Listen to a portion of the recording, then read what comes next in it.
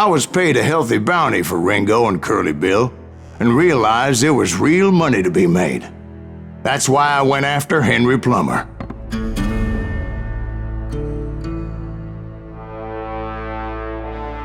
Now, wasn't he the sheriff who augmented his income by shaking down miners and robbing gold shipments? That's the one.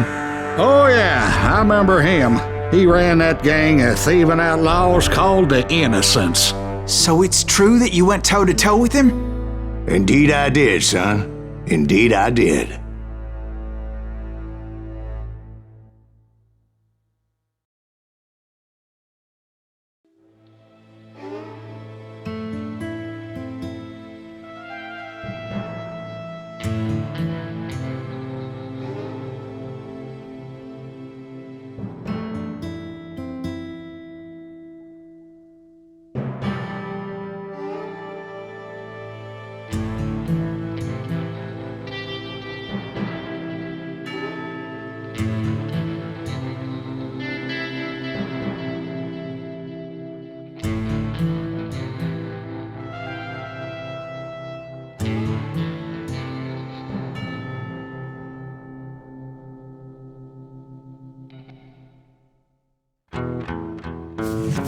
I knew I needed resources if I was going to track old Bob Bryant. And hunting Plummer looked like a good way to get rich quick. As the local vigilantes exposed him as the leader of the bandits, and put a generous price on his head. Plummer rallied his gang to plunder one last gold mine before making their escape, and that's where I thought I'd find him.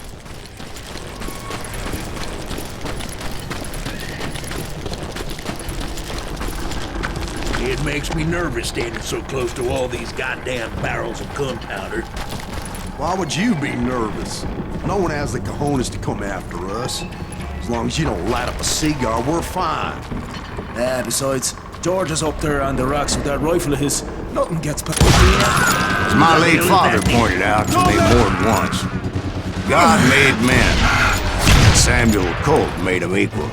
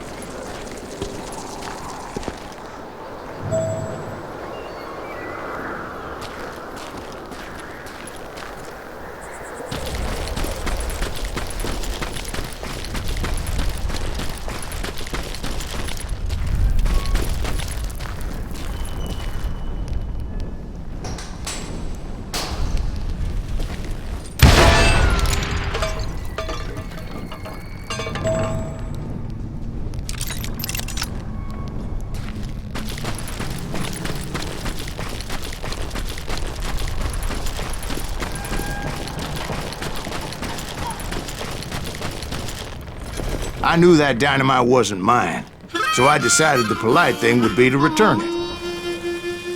It was the biggest gold rush since Sutter's Mill in '48. Unfortunately, prospectors weren't the only ones drawn to those riches.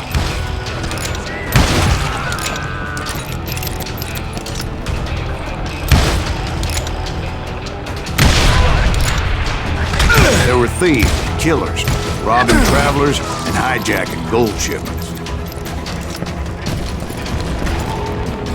Like those that ran with Plummer. Some were just regular folks I knew from town, drawn by greed and easy pickings. Charlie Crow, the blacksmith. James, who worked in the stable. Sam and Jeremiah Barber, the butcher's son. You see that? Ordinary citizens who lived a double life. Stealing and thieving and murdering their neighbors.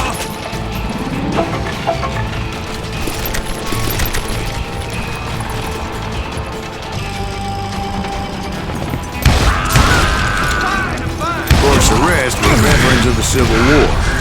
Stone-cold killers trained on the bloody fields of Shiloh and Antietam. Plummer had a lot of men on his payroll. A hell of a lot. That son of a bitch pretended to protect the public with one hand while stealing them blind with the other.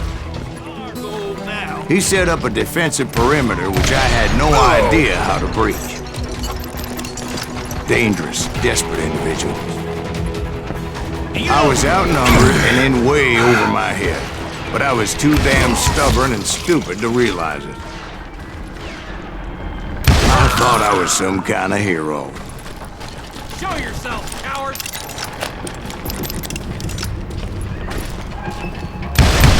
That was too damn close!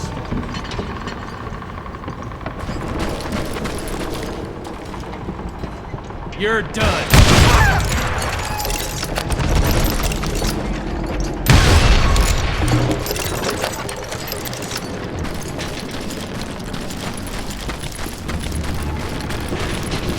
I finally made it past and headed on to meet my destiny.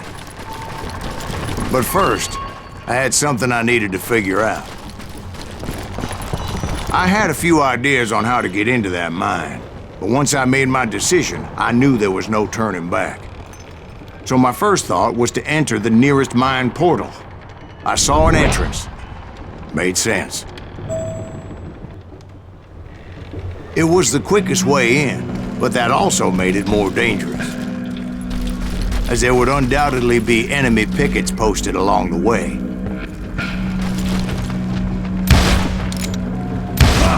out of his mind! Come out, you yellow bastard! Damn!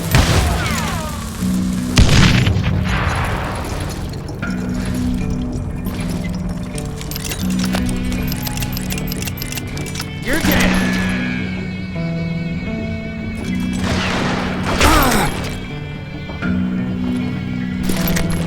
Besides, once you enter a mine like that, it's easy to get all turned around. And that confusing maze of corridors wouldn't even be the worst of it. Some of those shafts could be as deep as hell.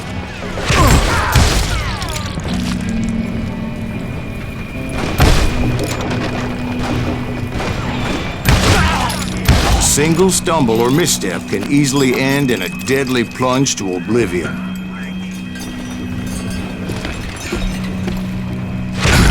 Time to blow your shit up.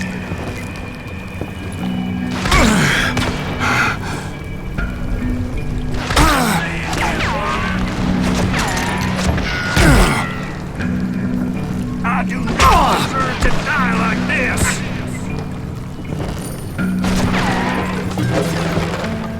Let's do this.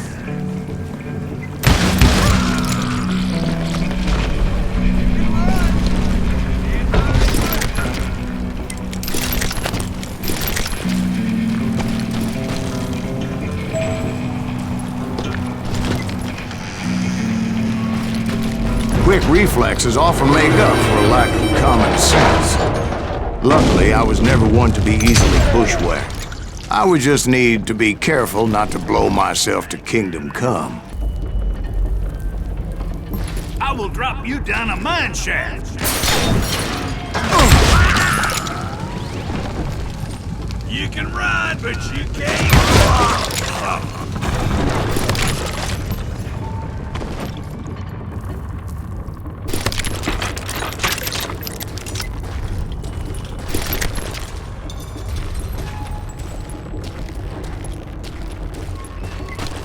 One wrong bullet could have turned that mine into a dad-blasted tomb.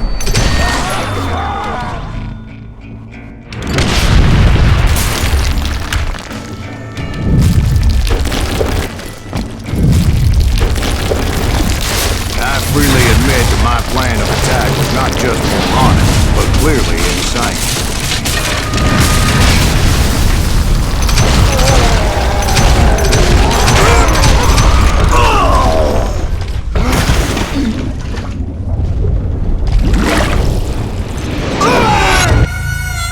It's a good thing that I abandoned that ridiculous plan before I even tried it.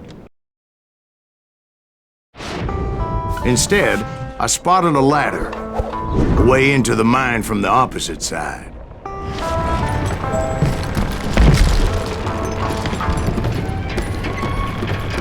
It was a long way around, but that approach seemed more sensible at the time. Of course, being I had a problem with heights, that scaffolding scared the bejesus out of me. Climbing down that ladder required some caution. Because even though I had a younger man's reflexes,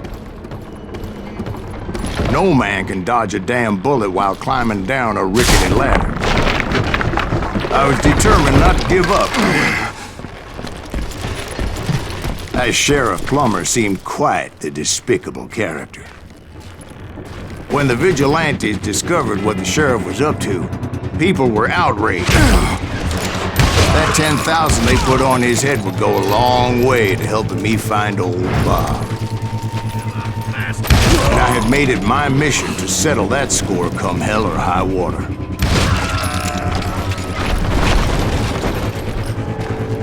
But first, I would have to make a choice. Take the elevator or climb the ladder.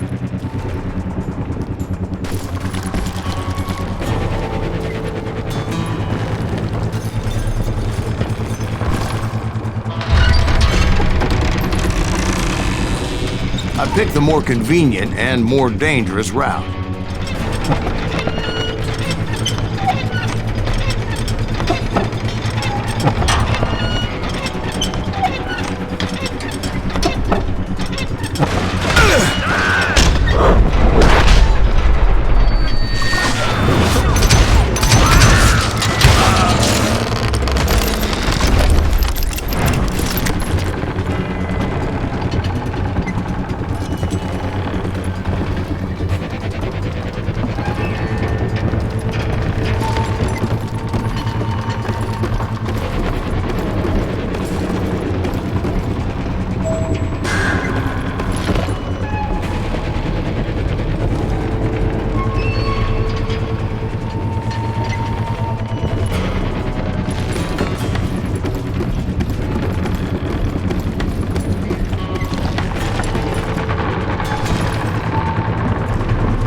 Plummer was a mad dog killer, and the people of Nevada City deserved better.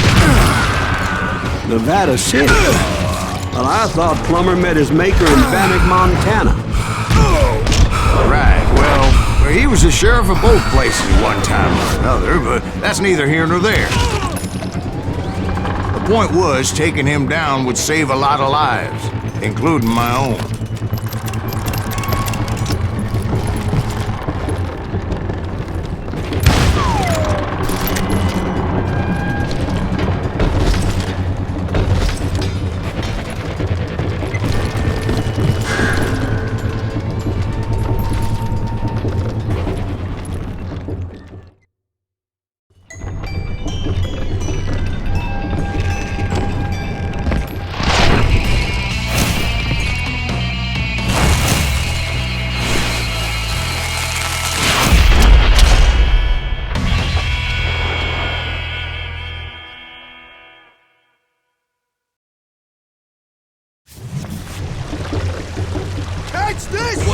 This day is just getting worse and worse for you.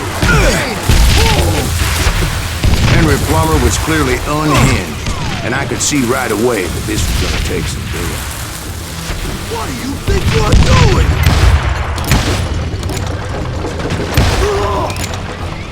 You can shoot!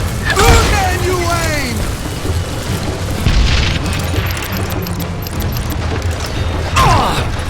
How you like that?